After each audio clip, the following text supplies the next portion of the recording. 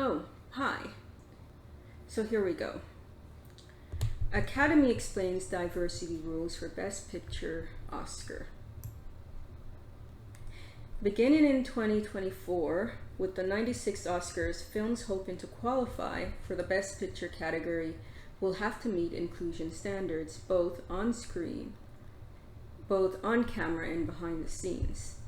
To meet the on-screen representation standard, at least one of the lead actors or a significant supporting actor must be from an underrepresented racial or ethnic group, and here's a list: Asian, Hispanic, Black, Indigenous, Native American, Middle Eastern, North African, Native Hawaiian, or other Pacific Islander. They covered that.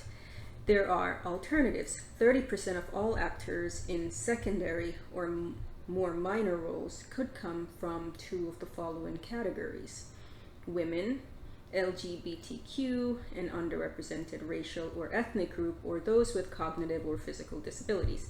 Or the main storyline must focus on an underrepresented group.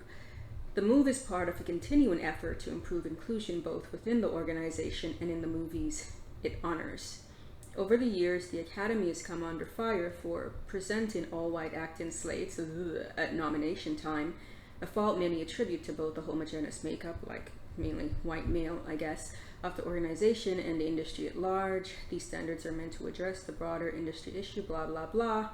Beginning in 2022 for the 94th Oscars and again in 2023 for the 95th Oscars, each Best Picture candidate must first submit a confidential Academy inclusion standard form to be considered eligible. A baby step, if you will, not my words, to get the industry thinking more about inclusion.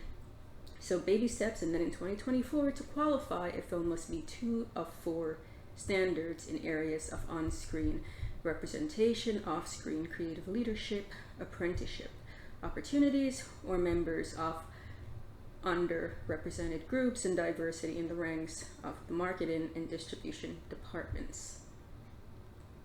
Other standards involve filling the ranks behind the scenes with women or people of color, offering both paid apprenticeships and training opportunities to those in underrepresented groups, or hiring multiple senior executives from those groups at either the studio or the film company charged with marketing and distributing the films.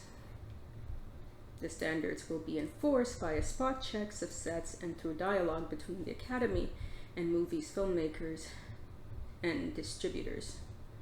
What could possibly go wrong with any of that? Nah, nothing at all. You're right. Okay, so in an interview published this week in British GQ, John Boyega, says that while Daisy Ridley, Rey, and Adam Driver's Kylo Ren got full nuanced story arcs, characters like Finn and Rose Tico were sidelined by the finale in The Rise of Skywalker. You get yourself involved in projects and you're not necessarily going to like everything, he told the magazine. But what I would say to Disney is, do not bring out a black character. Market them to be much more important in the franchise than they are, and then have them pushed to the side. It's not good.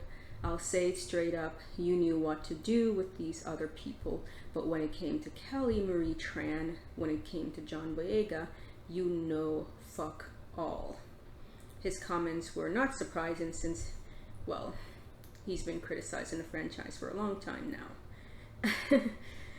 One of the many things that got lost in the discourse around the new Star Wars trilogy by the time it reached Rise of Skywalker, that's the final film, was what happened to characters like Rose and Finn, whose storylines promised big endings and never delivered.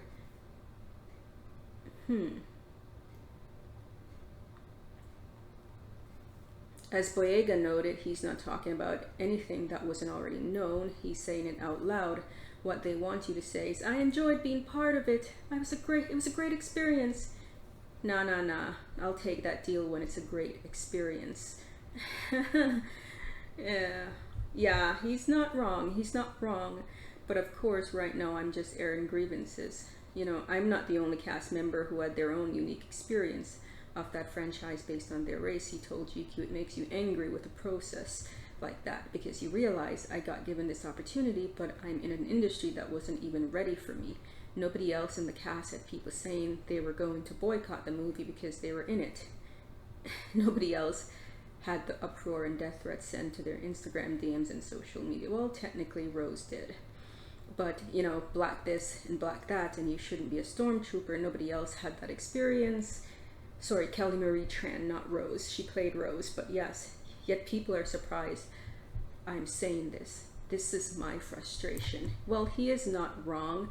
Disney has long been accused of, well, mistreating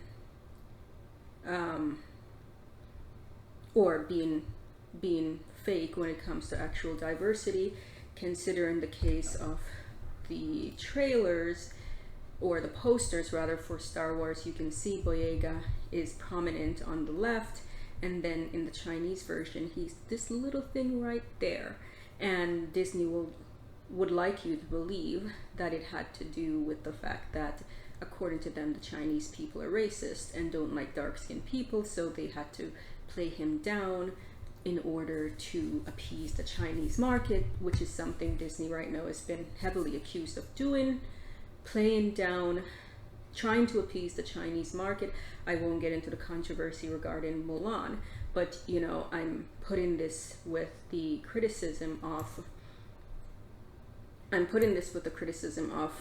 what the Oscars just released regarding diversity initiatives over the past 4 years, and I'm wondering if that initiative, for all its good intent, won't simply lead to more of this Disneyfication of diversity, this tokenism passing for diversity.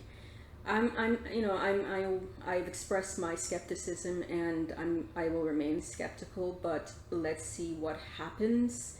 Let's see how this will be reflected. I will say this, like John Boyega, I don't like being used as a pawn. I am always hyper aware if I'm the only black person, and this can often be a little bit daunting, a little bit jarring. Am I here for all the right reasons? And I'm worried that with this new Oscar initiative, we're going to see more tokenism, where black and other non-white people will be added, but not because the creators have anything to do with them or want anything to do with them, but simply because they want that Oscar. But that's just my opinion on the issue. I'm worried that this won't really solve the problem. And I know the criticism, you know, creators should be allowed to make whatever movie they want with whoever they want, and that's true. And I do agree with that, but I don't think this will solve the issue. I think the solution is to have more non-white people make movies for themselves and have those movies be given the same treatment that movies with all white casts have been given. And I'm glad John Boyega is calling out Disney for this, because it's long been, this kind of fake wokeism has been around for a long time, and it really doesn't help anything. It isn't, you know, the race bending, the gender bending, the Mary Sueing, the let's insert people for the sake of inserting them, and not because we validly want those people. But I don't know, I don't want to rant more about this than I want to, but let me know what you think.